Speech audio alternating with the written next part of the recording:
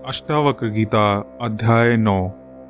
पिछले प्रकरणों में ऋषि अष्टावक्र जी ने तत्व ज्ञान की दृढ़ता के लिए अपने शिष्य को उपदेश दिया था।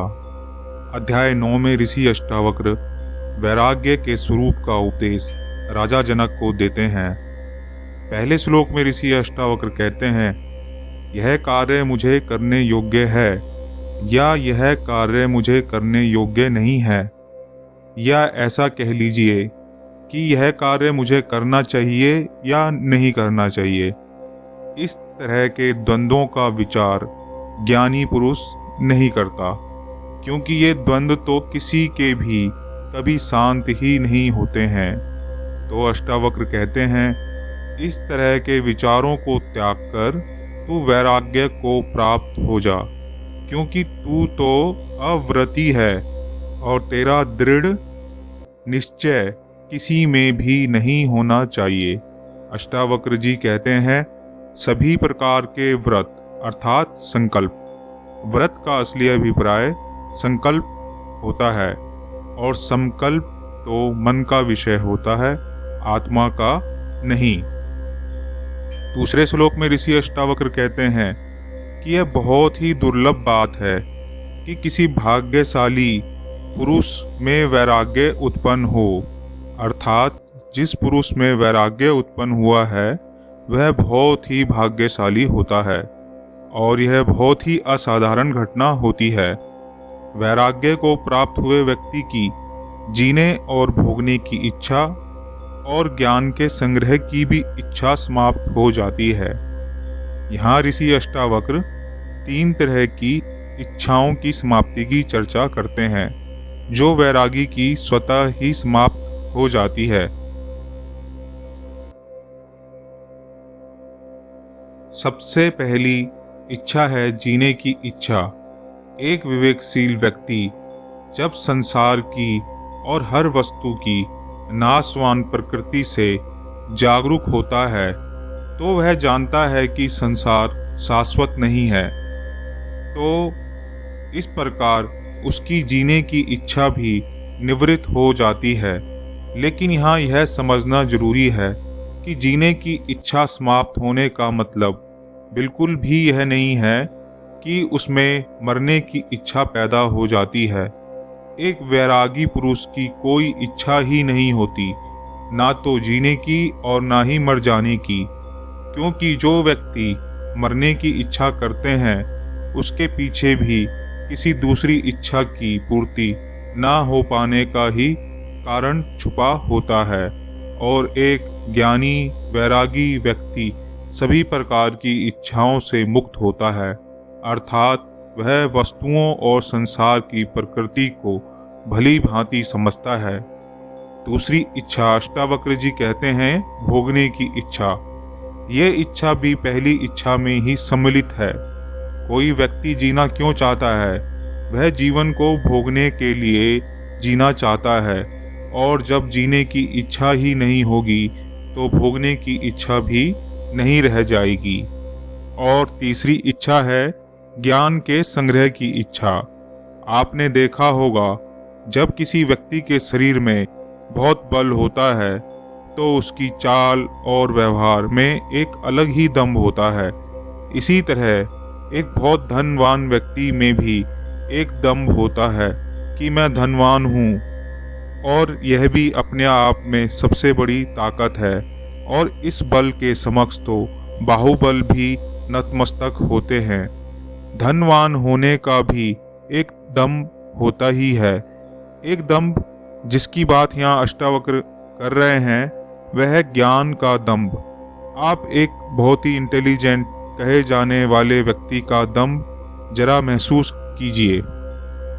ऐसा व्यक्ति जिसके पास जानकारियों का भंडार है, उसका भी एक अलग ही दम्भ दिखाई देता है। संसार में अधिकतर दम्भ तो ज्ञान संग्रह का ही प्रतीत होता है।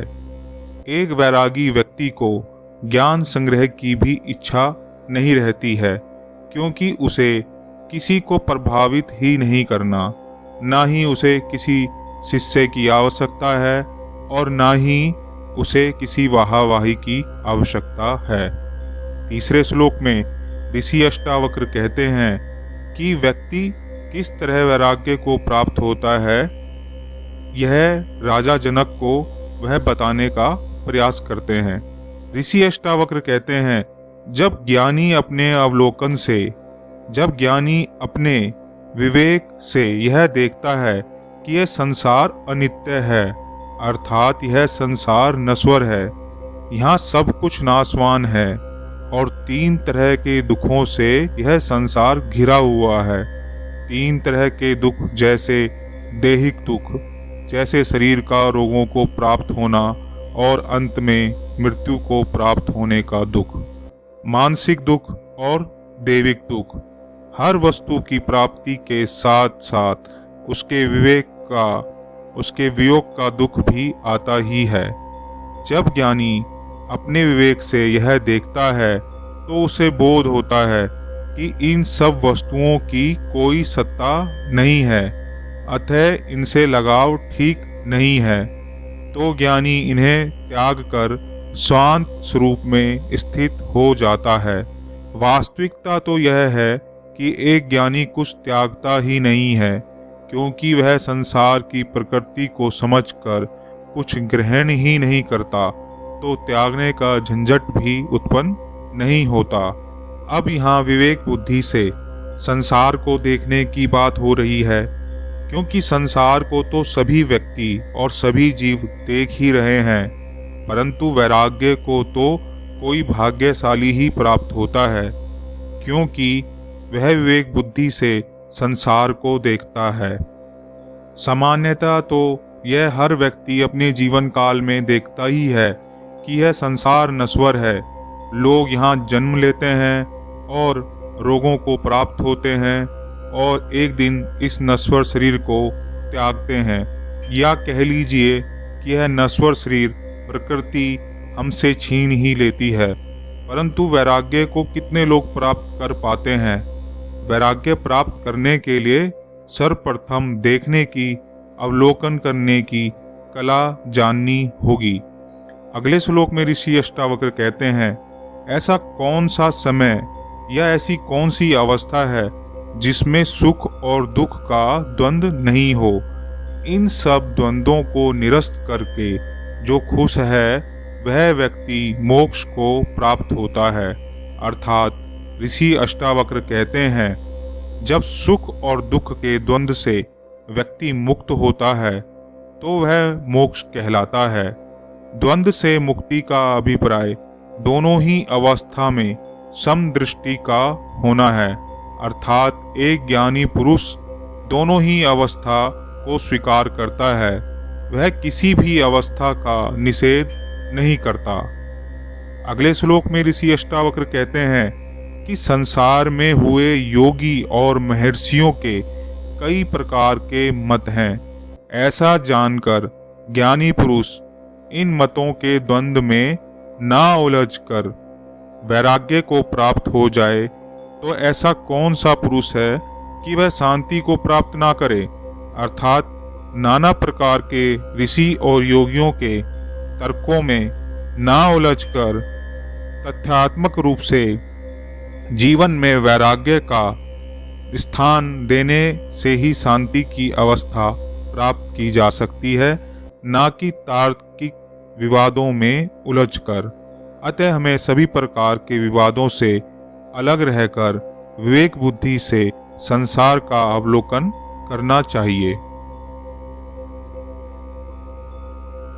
अगले श्लोक में ऋषि अष्टावक्र कहते हैं कि क्या वह व्यक्ति स्वयं गुरु नहीं, जो समता और निर्वासना की अवस्था को प्राप्त हो चुका है, जो चेतना की प्रकृति को जान चुका है और संसार को भी तारने का माध्यम बन रहा है।